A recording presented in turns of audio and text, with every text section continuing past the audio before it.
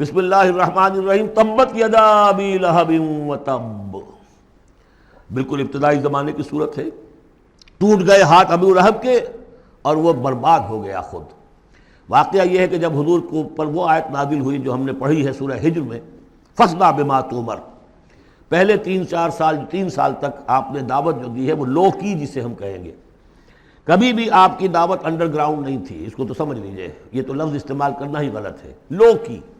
اور لو کی میں کیا تھا؟ پرسنل تعلق، پی پی کالز، لوگوں سے جن سے بھی تعلقات تھے، انفرادی گفتگو میں آپ اپنی دعوت پیش کر رہے تھے۔ پھر حکم آ گیا فاصدع بما تؤمر، اب ڈنکے کی چوٹ کہیے۔ تو آپ کھڑے ہوئے کوہ صفا پر، آپ نے نعرہ لگایا وا صباحا، یہ وہاں کا دستور تھا، تفصیل سے میں یہ بیان کر چکا ہوں، سارا واقعہ بیان نہیں کر سکتا۔ تو اس وقت لوگ لپک کر آئے اور ابو لہب بھی آیا، آپ کا چچا۔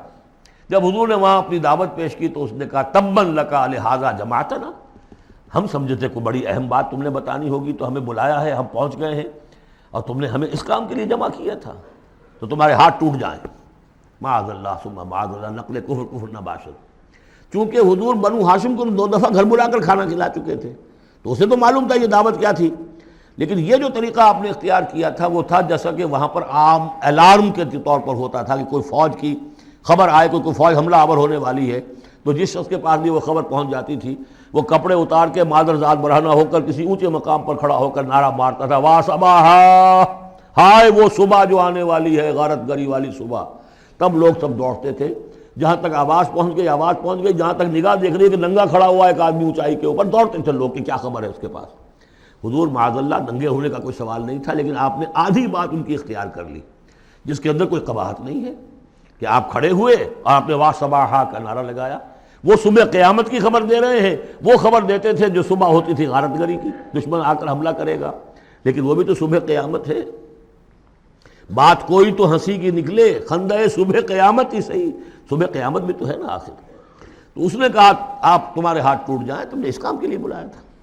تو فرمایا تبت یدا ابی لہب وتب، اے نبی جیسے آپ کے دشمن جنہوں نے آپ کو کہا کہ اس کی تو دم ہی کٹ گئی، وہ ہوں گے جن کی دمیں کٹ جائیں گی، جن کا نام لیوا کوئی نہیں رہے گا۔ اسی طریقے سے جس نے کہا ہے کہ آپ کے ہاتھ ٹوٹ جائیں، ہاتھ اس کے ٹوٹ گئے۔ یہ تو چند سال کے بعد کی بات ہے، لیکن حقیقت میں عالم غیب میں تو اس کے ہاتھ کٹ چکے ہیں، وہ تب اور وہ برباد ہو چکا ہے۔ ما اغنی عنہ مالہ وما کسب، کچھ کام نہیں آئے گی اس کا، نہ اس کا یہ مال اور نہ وہ کمائی جو اس نے کی ہے ساری عمر اور جمع کیا ہے۔ سیصلی نارا ذات لہب، وہ جھونکا جائے گا آگ میں جو بھڑکتی ہوئی آگ ہے۔ اور لہب کا لفظ جو ہے اس کے اپنے نام میں بھی شامل تھا، یہ صنعت لفظی کہلائے گی، ابو لہب، کیونکہ وہ بہت ہی سرخ و سفید رنگت کا، بہت جیسے کہ انگارے جیسا اس کا رنگ تھا، اور آنکھیں بھی بڑی بڑی تھی، نہایت حسین و جمیل انسان تھا، اور اس کی بیوی بھی جمیل تھی، بہت ہی خوبصورت عورت تھی، اور یہ دونوں جو ہے یہ سمجھیے کہ بڑی ایلیٹ کلاس تھی اس معاشرے کی، اس کے پاس منصب تھا، یہ خزانہ وزیر خزانہ تھا حرم کا۔ چنانچہ اس کے بارے میں مشہور تھا کہ اس میں سے اس نے سونے کے بنے ہوئے ہرن چرا لیے ہیں۔ اخلاقی طور پر اس کا جو ہے وہ بدنامی اس درجے کی تھی، لیکن یہ کہ حرم کا خزانہ جو تھا وہ اس کی تحویل میں تھا، تو بڑا اونچا منصب دار تھا۔ تو اس کے لیے یہ کہا کہ جیسے یہ دہکتا ہوا انگارہ ہے، اس کو رنگ ہم نے دیا ہے، ایسی ہی دہکتی ہوئی آگ میں ہم اس کو جھونکیں گے، وامرأتہ، اور اس کی بیوی کو بھی۔ کیوں؟ یہ بھی اتنی ہی دشمن تھی حضور کی جتنا کہ ابو لہب دشمن تھا حضور کا، بلکہ یہ کہنا مشکل ہے کہ بیوی زیادہ دشمن تھی یا یہ کہ یہ شوہر زیادہ دشمن تھا، دونوں۔ اور میں بتا چکا ہوں آپ کو سورہ تحریم میں جو 3 مثالیں آئی تھیں، بہترین عورت بدترین مرد کے گھر میں، فرعون کی بیوی آسیہ، بدترین عورتیں بہترین لوگوں کے گھر میں، بیوی حضرت نوح کی اور بیوی حضرت لوط کی، ایک وہ جو نیک سرشت تھی اور نبی کی گود میں پلی، وہ حضرت مریم سلام علیہا، اور یہ بدترین شوہر اور بدترین بیوی۔ وامرأتہ حمالۃ الحطب، جو اٹھانے والی ہوگی ایندھن کو۔ عام طور پر لوگ سمجھتے ہیں کہ وہ بخیل تھی، وہ ایندھن لے کے آیا کرتی تھی، یہ بات نہیں تھی، وہ بڑی اس معاشرے کی جو ہے وہ بڑی، جس کو آپ فرسٹ لیڈی کہتے ہیں، اس طرح کی خاتون تھی۔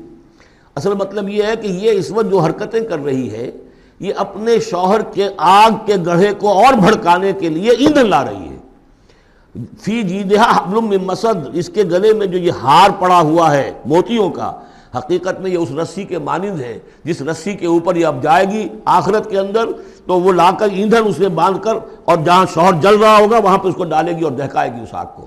یہ ہے مراد اس سے کہ در حقیقت وہ اٹھائے گی وہاں حطب لکڑیاں، اور فی جیدہا حبل من مسد، اس کے گلے کے اندر یہ جو ہار ہے یہی اس کی رسی بن جائے گا.